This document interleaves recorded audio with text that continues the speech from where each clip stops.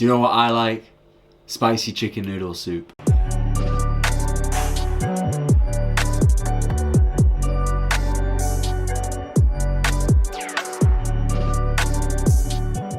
I can't lie, this one's gonna be delicious. Full of flavour and very easy to do actually. It's mainly cooked in one pot. There's a bit of chopping, there's a bit of cooking, add some flavours in there, and you're gonna create this delicious bowl of flavour. The main component you're gonna need for this is chicken stock. Here's my chicken stock that I made a couple of days ago, and I've already got a video on this that I uploaded on YouTube about a month ago.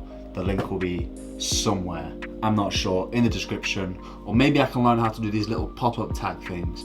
We'll work it out. So this chicken stock was made a few days ago. I'm gonna skim this fat off now and it's ready to go. Now trust me guys, if you use fresh homemade chicken stock, this is gonna taste 1,000 times better than if you're gonna get the chicken stock from the grocery store or whatever. No problem if you don't wanna make that chicken stock yourself, I'm just letting you know it's gonna taste a lot better. Try not to use these sort of stock cube things. Try to at least get the bags of chicken stock that have already been made. They are gonna be better than the dry reheatable powder ones. I have these because they're useful in everyday kitchen life, but for this dish you're gonna need a good base. So if you can, make your own chicken stock. Let's quickly just cover chicken noodle soup. I have no recipe that I'm trying to refer to here. I'm just making it on sort of knowledge and experience that I think would work together. So today I think I'm just gonna sort of like make this combination of random things I think is gonna work.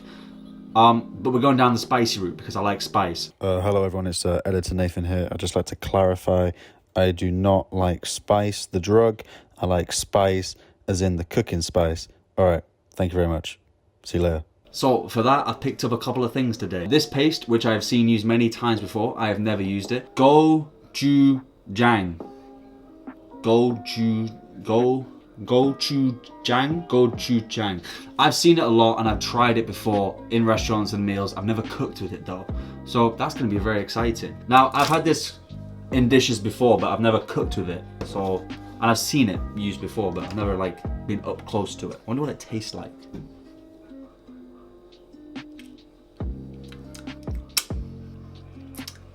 Delicious. And I also picked up some black bean garlic sauce because what's not to like about black bean garlic sauce? Smells garlicky. Just quickly to mention, I'm not claiming this to be an authentic dish in any way whatsoever. This is just me being hungry and having fun with some ingredients and making some delicious food. So if this is a dish that you are very familiar with and I've messed it up, I'm sorry. If there are more traditional ways of doing this, do let me know in the comment section. I would love to know. I'm here to learn and educate just like you guys. Right then, let's move on to the chopping and the preparation. Chopping is important. Chopping allows us to cut things which can be cooked.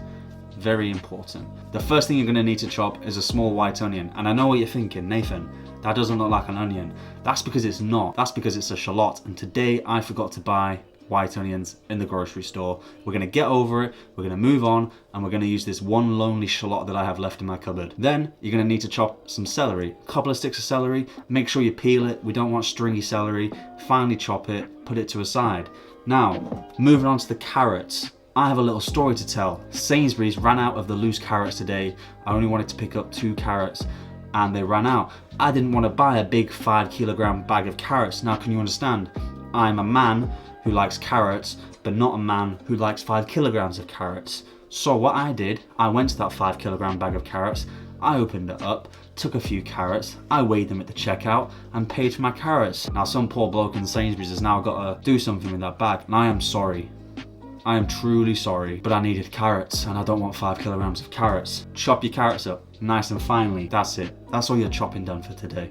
Very easy. Put it all aside, and now we can move on to the one thing you all like, cooking, and that involves fire. So to a pan, we're gonna add some oil to it and get it very hot, and we're gonna add your chicken pieces. Breast, thighs, it doesn't matter, whatever cut you prefer. We're gonna get them golden brown on all sides until they're all nicely cooked on the outside.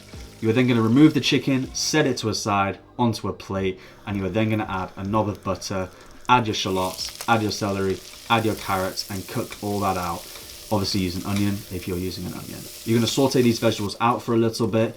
Once they're cooked after a few minutes, you are then going to add your pastes. Your gochujang, I still don't think I'm pronouncing that correctly, gochujang.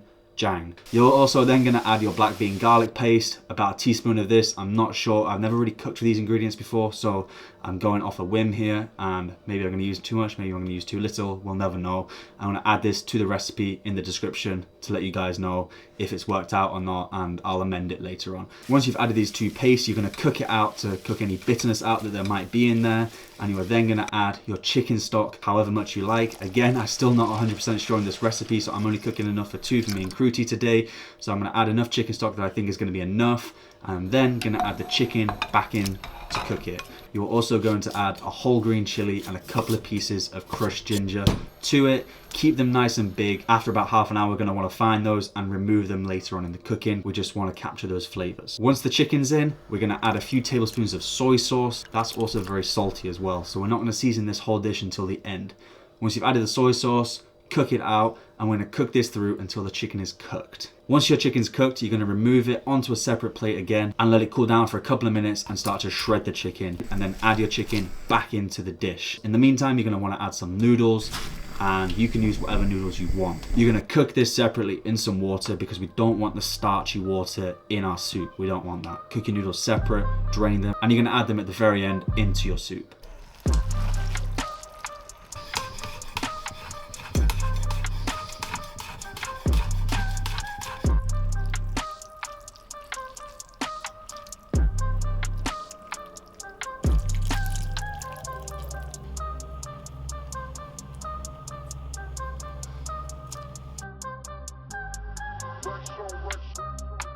I think that might be it. We'll never know because I'm not going to check this angle. You know that saying, you can't eat soup with a fork? I can. I have realised that this delicious bowl here is definitely more ramen than soup. So I don't know whether I've made ramen or soup. That is delicious. So I hope you're enjoying these sort of videos, and appreciate everyone that leaves a like and comments. So thank you very much. And yeah, comment down below what videos you might want me to make in the future. So yeah, thank you very much. I'll see you later.